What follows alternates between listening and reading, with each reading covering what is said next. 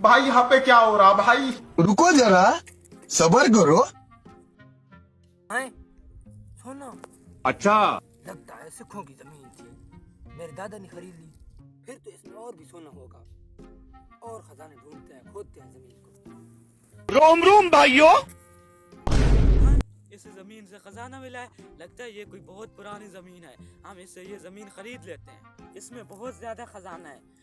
उस्ताद चल इससे खरीद लेते हैं। फिर खरीद लेते हैं। अरे भाई साहब, जी भाई साहब। आपको ये जमीन बेचनी है?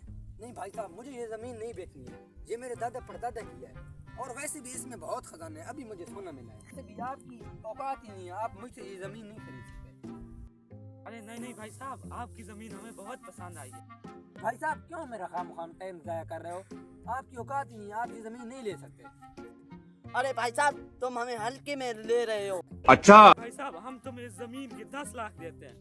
देखा, कर दी ना गरीबों वाली बात। मुझे ये जमीन बेचनी ही नहीं है, इसने पता नहीं कितने खजाने दफन हो गए। अच्छा, अरे भाई साहब, तो आप बता दो इस जमीन के कितने पैसे लोगे?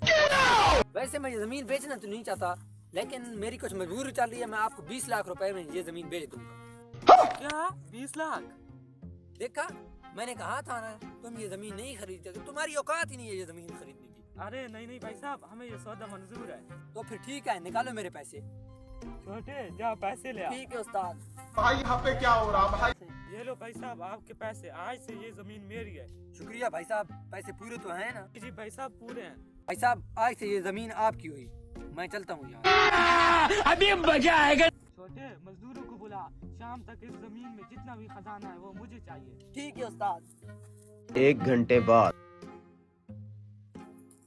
उस्ताद पूरी जमीन को खोद मारा है, तो उसमें खजाना नहीं निकला। कोई खजाना नहीं मिला? लगता है साले ने चूना लगा दिया। मेरा कमाल, जिस जमीन को 1 रुपए में कोई ले रहा था, मैंने 20 लाख रुपए की बेच दी। इससे कहते हैं बिजनेस।